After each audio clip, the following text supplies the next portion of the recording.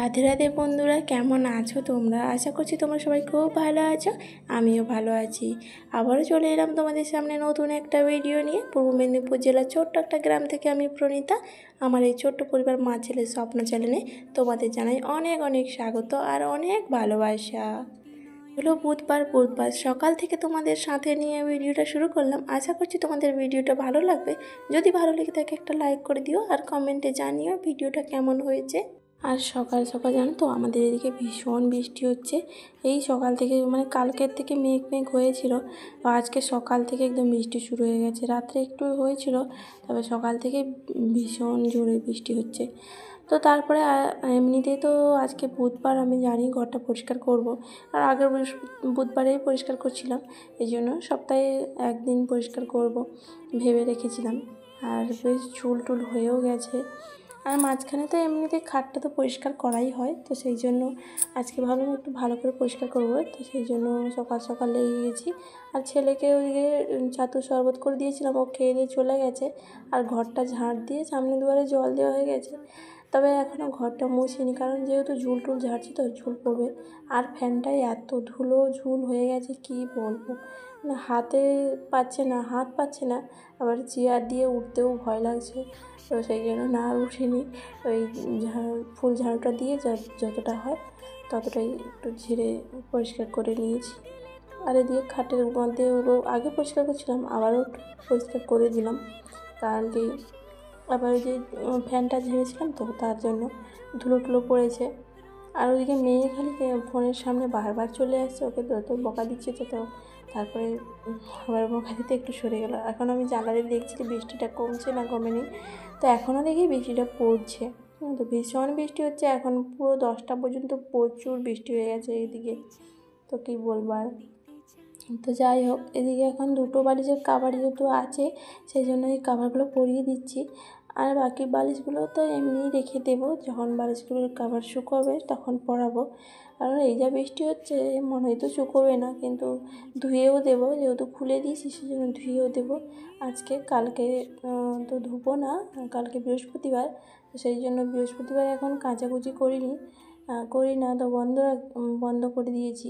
আগে করতাম যখন মাছ টাছ খেতাম, কিন্তু যেদিন থেকে মাছ খাওয়া বন্ধ করেছি, তো সেদিন থেকে ঘরে বৃহস্পতিবার করে কাচাকুচিটা বন্ধ করে দিয়েছি। আর সোমবার তো এমনিতেই আমি পালন করি, তবে সেটা আমার জন্য, সবার জন্য না। তবে এখন এই শ্রাবণ মাসের সোমবারগুলোতে কিন্তু জামা কাপড় ধোয়াধুয়ি করিনি। আর এই দেখো, এই যে আমি পরিষ্কার করছি, ও আবার এদিকে চলে এসছে পদ্মারি দেখাতে। তো ওকে বকা দিলাম, দিতেও সরে গেলো, বলে আমি একটু ঝাঁট দিয়ে দিই, পরিষ্কার করে দিই, বলে না, ও ঝাঁট দিয়ে ফেলে দিল বাইরে। আর এগুলো এত ধুলো হয়ে গেছে, কী করে যে এত ধুলো হয়ে বুঝতেই পারি না, জানো তো। কয়েকদিন ছাড়া না যদি পরিষ্কার করা হয় না, ভীষণ ধুলো জমে যায়। এত ধুলো যে কোথা থেকে আসে, পায়ে আসে না কি বুঝতে পারি না, যেন বিরক্ত লেগে যায়। তো যার জন্য এগুলো আর ধোবো না, কারণ এমনিতেই বৃষ্টি হচ্ছে, তারপরে এগুলো এত ঘন ঘন ধুতেও বিরক্ত লাগে।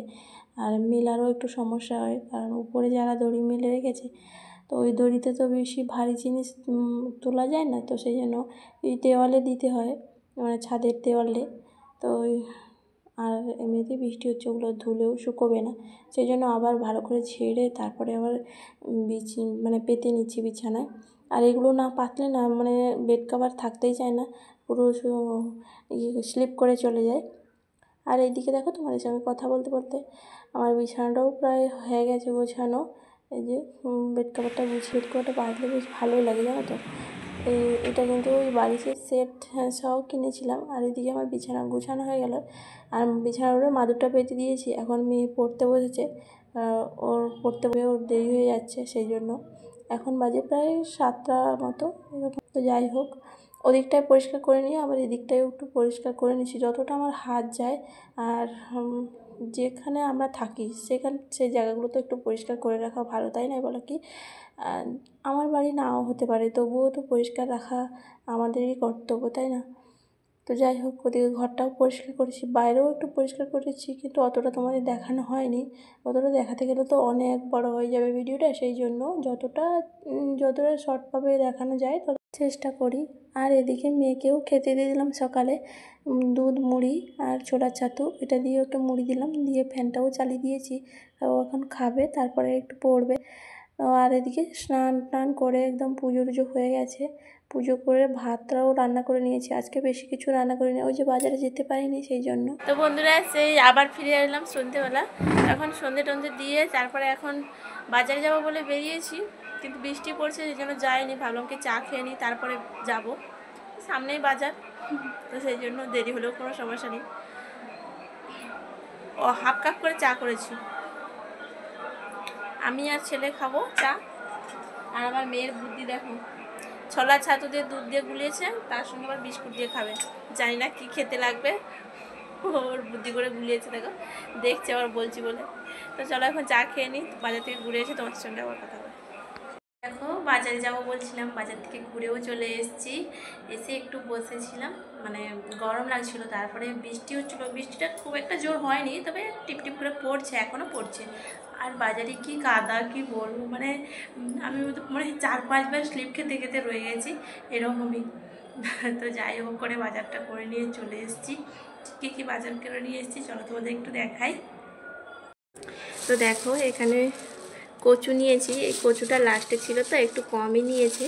তো আজকে বৃষ্টি হচ্ছে বলে না একটু সবজির দামটা যেন কম, তবুও মানে 60-50-এর নিচে তো কোনো সবজি নেই, 50-30-40 এটাই, এর নিচে কোনো সবজি নেই। তবুও একটু যেন কম মনে হলো, কারণ বৃষ্টিটা হচ্ছে তো, নাহলে তো 70-80 এরকমই হয়। কিন্তু টমেটো একবারে আকাশ ছোঁয়া দাম, টমেটোটা আমি নিইনি, জানো তো। এই যে বিট নিয়ে এসেছি, গাজর নিয়ে এসেছি। বিটটা কেমন কেমন লাগছিলো, তবুও নিয়ে এসেছি মেয়েকে খাওয়ানোর জন্য।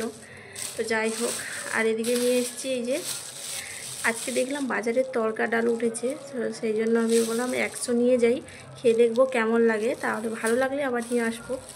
আমি মানে কোনো দিনও খাইনি সেরকম, মানে ডালটা কেমন একটু কালো কালো লাগে, তো সেই জন্য খাইনি। যদি ছেলে মেয়ে খায় তাহলে নিশ্চয়ই আবার নিয়ে আসবো। আর এদিকে নিয়ে এসেছি, মেয়ে কয়েকদিন ধরে আম বলে বলছিল, সেই জন্য যেহেতু ওর পছন্দের জিনিস করছি না, সেই জন্য যতটা পারছি ওর মাংস বাদের যেটা জিনিস পছন্দ করে সেটা একটু খাওয়ানোর চেষ্টা করছি।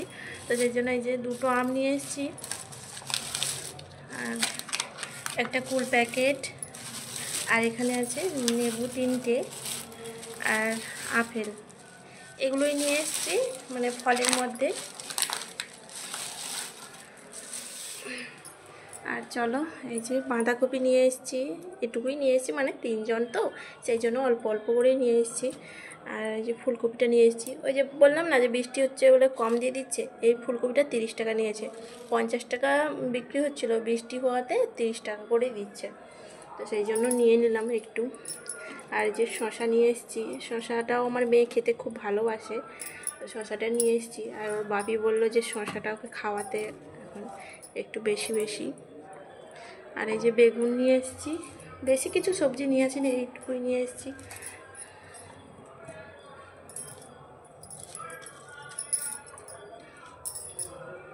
আর এখানে আছে আলু, পেঁয়াজ, পেঁয়াজগুলোও কম দামে পেয়েছি জানো তো, মানে এগুলো একটু ছাল উঠে গেছে, এগুলো 15 টাকা করে নিয়েছে, সেই জন্য না নিয়ে নিয়েছি। আর একটা জিনিস তোমাদের দেখাই, এখানে আছে 2টো চপ, এই যে 2টো চপ দিয়ে চপ, এগুলো কিন্তু আমি কিনে নিয়ে আসিনি জানো তো। এর একটা কথা তোমাদেরকে বলছি, দাঁড়াও সামনে ক্যামেরা করে। এই যে 2টো চপ দেখালাম না, ওই চপগুলো আগের বাজারে নিয়ে এসেছিলাম চপ।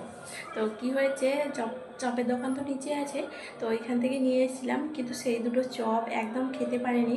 মানে 3টে চপ, একটা চপ আমি কেটে যখন মুখে দিই তখন পুরো এত টক লাগছে, মানে ওই আলু যে সেদ্ধটা মাখানো থাকে ওটা নষ্ট হয়ে গেছে জানো তো। তো তারপরে আমার ছেলে আবার টিউশন থেকে আসার সময় আমি বলছিলাম যে বাবু এটা নিয়ে যা তো দোকানে, বলবি যে চপগুলো নষ্ট হয়ে গেছে। তো বললো কি পরের বাজারে দেবো, তো এই বাজারে আবার ডেকে দিয়েছে। তো এখনও খাইনি, জানি না কি আবার লাগবে বলতে পারবো না। বৃষ্টি হচ্ছে কিন্তু ভীষণ গরমও আছে, তো আবার দিয়েছে, এমনিই দিয়েছে, তো পয়সা না নেয়নি, তো বলছিল যে দিবে, তো সেই জন্য দিয়েছে। তো যাই হোক, ভালোই লাগলো।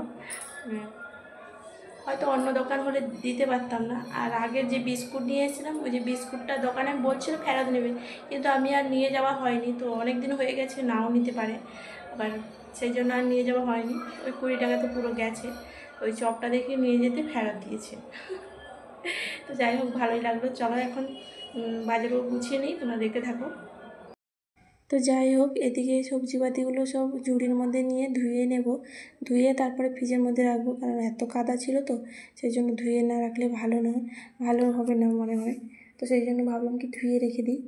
আর এই ফলগুলো ঝুড়ির মধ্যে রেখে বাইরে রেখে দেবো, ফ্রিজের মধ্যে রাখলে ঠান্ডা হয়ে যাবে। তখন ও মাঝে মাঝে যখন খেতে যাবে, তখন এবার ঠান্ডা কাটাতে কাটাতে আধ ঘন্টা সময় লেগে যাবে, সেই জন্য ভাবলাম বাইরেই রাখি। আর এই যে ফ্রিজের মধ্যে সেরকম কোনো সবজি নেই, এখন এগুলোই রেখে দিচ্ছি। শুধু এই দুধের প্যাকেটটা আছে, সবজিগুলোই রাখছি, কারণ বেশি কিছু তো নিয়ে আসি না। তো যাই হোক, এর সাথে বলে রাখি বন্ধুরা, আমাকে ভিডিওতে যারা যারা এখনও পর্যন্ত আমার সাথে আছো তাদেরকে জানাই অসংখ্য ধন্যবাদ আর অনেক ভালোবাসা। আর আজকের ভিডিওতে যদি তুমি নতুন বন্ধু হয়ে থাকো, ভিডিওটা এই পর্যন্ত দেখে তোমার কোথাও একটু ভালো লেগে থাকলে চাইলে তুমি চ্যানেলটা সাবস্ক্রাইব করে আমার পাশে থাকতে পারো। আর যারা আগে থেকে এই কাজটি করে রেখেছে তাদেরকে জানাই অসংখ্য ধন্যবাদ আর অনেক ভালোবাসা। এইভাবে তোমরা আমাকে একটু সাপোর্ট করো। আর যে সকল দিদি ভাইয়েরা বোনেরা আমাকে এত সুন্দর সুন্দর কমেন্ট করে, তাদেরকে অসংখ্য অসংখ্য ধন্যবাদ আর অনেক ভালোবাসা। তো যাই হোক, ওদিকে বাজারপত্র তো গুছিয়ে নিলাম, তারপরে খাওয়া দাওয়া করে এখন রান্নাঘরটা পুরো মুছে পরিষ্কার করে গুছিয়ে নিয়েছি। আর এদিকে না, আমি কয়েকদিন ধরে ওষুধ খেতে ভুলে যাচ্ছিলাম, তো আজকে ওষুধটা খাচ্ছি। ওষুধটা খাওয়ার কারণ হচ্ছে আমার মাথায় চুল উঠে যাচ্ছে, সেই জন্য আমি ডাক্তারের কাছে গিয়ে বলছিলাম। ডাক্তার ওষুধটা দিয়েছে, ওটাই খাচ্ছি। আজ আসি বন্ধুরা, সবাই ভালো থেকো, সুস্থ থেকো।